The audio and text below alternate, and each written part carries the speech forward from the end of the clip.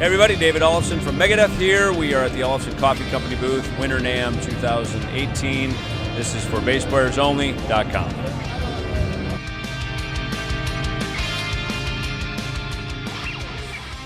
Hi everyone, John Liebman here. You're watching for BassPlayersOnly.com. We're coming to you today from the 2018 NAMM show, Anaheim, California, at the Ellefson Coffee Company booth with none other than founder David Ellefson. How are you, David? Great, John. How are you? Good. You're moonlighting or branching out or something in addition to bass playing. Yeah, it's like coffee's been with me on a lot of my bass playing journey, so we just kind of tie it in and make the whole lifestyle work now, Well, I want to hear about the company and all that, but let's talk some music. Sure.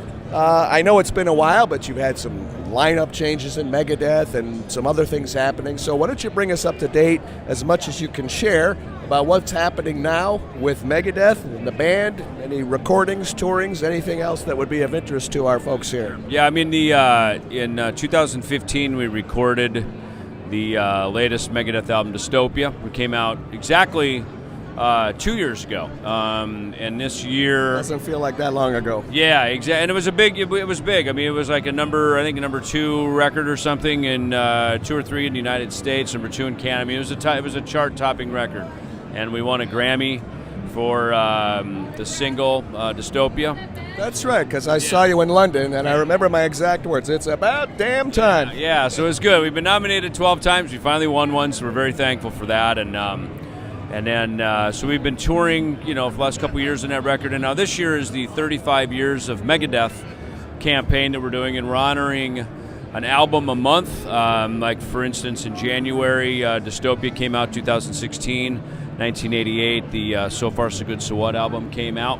So we're just going to move through the year and honor the catalog. This summer we've got quite a bit of stuff coming up across Europe for about 7 weeks, a lot of the festivals.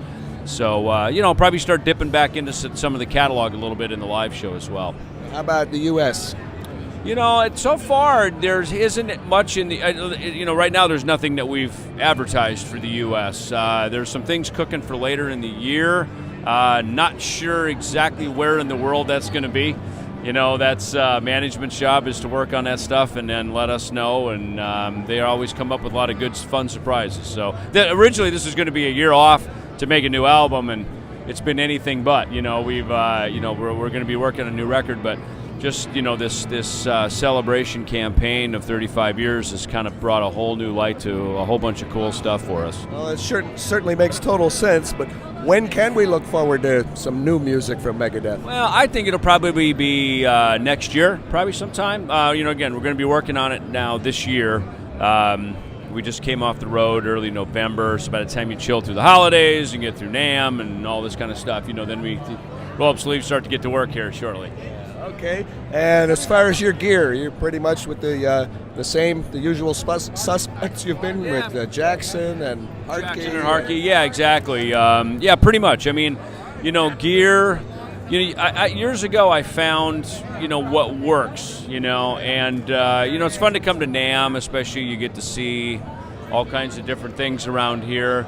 But, for me, the real acid test is I usually say, look, send it to me in the studio when we're cutting a record, and we'll see if it passes that test. And then sometimes, what you record with isn't always what you take on tour either. I've got a stash of some basses at home that I use specifically to make records with, and I don't take them on tour. And then live I use my Jackson basses, the signature basses. They sound good, they look good, they feel good. 5 strings, right? Yeah, exactly, yeah. And they're really, the 5-string stuff has been, I just play usually 1 or 2 5-strings per night and just leave it at that. For me, if a bass is on and it's working, I keep it. There you go. Yeah. Shall we talk coffee? Sure. Yeah, I interviewed Michael Anthony a while back, and we talked hot sauce. Yeah. So I'll interview David Ellefson. We'll talk coffee. What brought all this on? What's this all about? A couple years ago, I was introduced to a coffee roaster, and that's when we just started spitballing the ideas. I told him the kind of coffee I like. He recommended some roasts that he had, and then me and my team here, we came up with the roast. Here's our card here. So we started with our flagship Roast in Peace, and then we did our Urban Legend, and those are both dark roasts. Kenya Thrash is our medium. Rock and Rose is our light roast, and then we also now have a Jackson House Blend, which is for my hometown of Jackson, Minnesota. So, and then we get, here we have a few other things that we brought out as well. These little atomic rocks. I'm calling them coffee edibles. So there's no THC in these, by the way. What is it? Is it basically they're coffee beans, candy coated coffee beans, and eat your coffee, as we call it. So I've never heard of anything. A big hit around here because you can walk around NAMM, you don't have to have a cup and dripping all over, and you can just kind of reach in your pocket and snack on a couple of these and get all jacked up and do your NAMM business. Okay. Yeah. What about the future of the coffee business, your coffee business? Well, it's funny, the coffee business, because we actually have a coffee-infused beer right here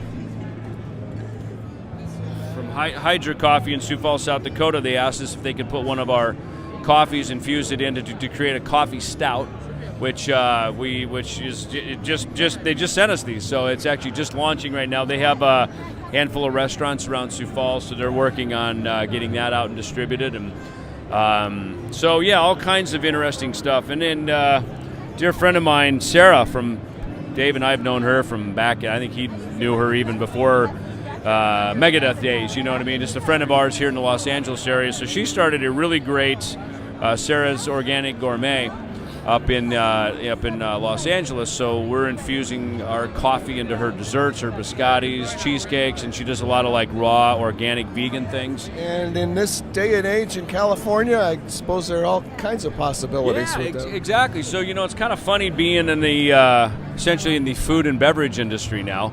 It's exciting, man. It's fun to do some other things aside from just play the bass. I've kind of always had my feelers out for different things, and one day the phone rings and you just say yes, and next thing you know, you're at NAMM. Well, congratulations. I would like to end with a toast. Sure, let's do it. This is the first. Congratulations, much luck, continued success, Appreciate it, John. and all good things to David and to Megadeth and to everybody else and to all of you. Cool. Cheers. Thanks. Cheerio.